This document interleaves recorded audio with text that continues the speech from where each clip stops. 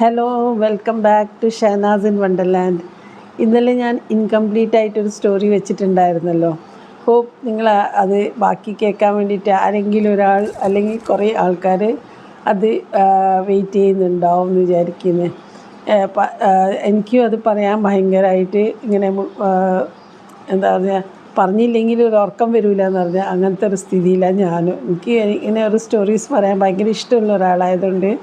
പിന്നെ ഇന്നലെ ഞാൻ എൻ്റെ ഒരു കസിൻ്റെ ടാലൻറ്റഡായ എൻ്റെ ഒരു കസിൻ പൂച്ചാച്ചൻ്റെ കാര്യം പറഞ്ഞല്ലോ. പൂച്ചാച്ച ഇപ്പോഴും ടാലൻറ്റഡ് തന്നെയാണ്. ഇപ്പോൾ സ്റ്റിച്ചിങ് ചെയ്യുന്നില്ല, വേറെ കുക്കിംഗ്, പിന്നെ നല്ല സുന്ദരിയായിട്ട് നടക്കാൻ, എപ്പോഴും മാച്ചിങ് ആയിട്ട് നടക്കാൻ എപ്പോഴും നടക്കുന്നുണ്ട്. അപ്പോൾ എന്നും അങ്ങനെ നടക്കട്ടെ പ്രാർത്ഥിക്കുന്നു.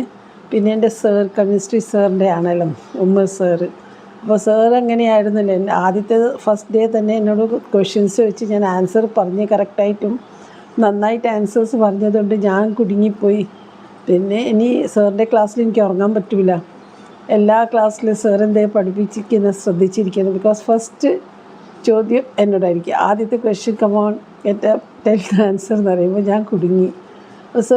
സാറിന് പഠിക്കുന്ന കുട്ടികളൊക്കെ ഭയങ്കര ഇഷ്ടമായിരുന്നു, എന്നെയും ഭയങ്കര ഇഷ്ടമായിരുന്നു.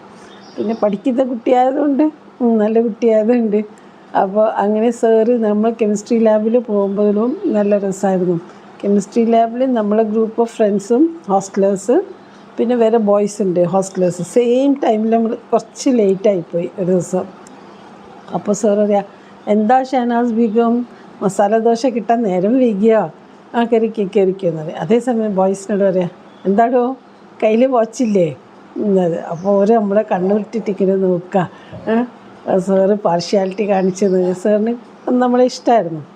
അപ്പോൾ അങ്ങനെയാണ് സാറിൻ്റെ ഓരോരോ കാര്യങ്ങൾ. പിന്നെ ഒരു പ്രാവശ്യം ഞാൻ പ്രാക്ടിക്കൽസ് ചെയ്യുമ്പോൾ എൻ്റെ ടെസ്റ്റ് ട്യൂബിൽ നിന്ന് കുറച്ച് ഈ ആസിഡ് എൻ്റെ ഷോളിലേക്ക് ദുപ്പട്ടയിലേക്ക് നല്ലൊരു പേർപ്പിൾ പുതിയ ദുപ്പട്ടയായിരുന്നു, അതിൽ വീണിട്ട് ഓട്ടയായി.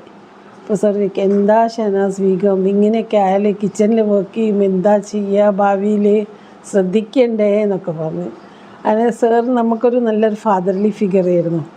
ഹോസ്റ്റലിലേക്ക് നമ്മൾ എല്ലാവരും കുറേ സാഴ്സും ഫാമിലീസൊക്കെ നമ്മൾ ഇൻവൈറ്റ് ചെയ്യും. അപ്പോൾ സാറും വന്നിട്ടുണ്ടായിരുന്നു, സാറ് ഫാമിലി ആയിട്ട് വന്നിട്ടുണ്ടായിരുന്നു ഞങ്ങളെ ഹോസ്റ്റൽ ഡേൻ്റെ പ്രോഗ്രാംസിന്. ഹോസ്റ്റൽ ഡേ നമ്മളെ ഗ്രൂപ്പ് ഒരു നല്ലൊരു അഡ്വർടൈസിങ് ഒരു പ്രോഗ്രാം ഉണ്ടായിരുന്നു. പിന്നെ ഹോർലിക്സ്, കൊഡാക്ക് ഫിലിം, പിന്നെ സർഫ് എക്സൽ, അങ്ങനെ കുറേ കാര്യത്തിൻ്റെ ഓരോരോ അഡ്വർടൈസ്മെൻറ്റ്സ് നമ്മൾ നന്നായിട്ട് അവതരണം ചെയ്തിട്ടുണ്ടായിരുന്നു. എല്ലാവർക്കും ഇഷ്ടമായി. പിന്നെ ഒരു സ്കിറ്റ് ഉണ്ടായിരുന്നു, ഒരു ഇംഗ്ലീഷ് ഷേക്സ്പിയറിൻ്റെ കോമഡി സ്കിറ്റ്. അപ്പോൾ ഇംഗ്ലീഷ് സാറും വന്നിട്ടുണ്ട്, മുഹമ്മദ് സാറ്. നല്ല അപ്രീസിയേഷൻ സാർ തന്നു, നന്നായിട്ടുണ്ട് എന്ന് വെച്ചിട്ട്. അതിൽ ഞാനൊരു കോമഡി ഫിഗർ പോലെയായിരുന്നു, മീശയൊക്കെ വെച്ചിട്ട് പൊളോണിയസ് ആയിട്ട്. അപ്പോൾ ഞാൻ എൻ്റെ കൂടെ ആക്ട് ചെയ്യുന്നവർ പറയും, നീ ഇങ്ങനെ മീശ പിരിക്കല്ലേ, മീശ പിരിക്കുമ്പോൾ നമുക്ക് ചിരി വരും.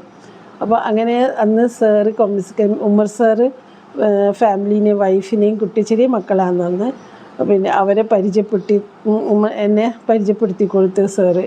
അതൊക്കെ എനിക്ക് നല്ല ഓർമ്മയുണ്ട്. അപ്പോൾ ഈ എപ്പിസോഡ് ഞാൻ എൻ്റെ കെമിസ്ട്രി സാർ ഉമ്മർ സാറിനെ ഡെഡിക്കേറ്റ് ചെയ്യുന്നത്.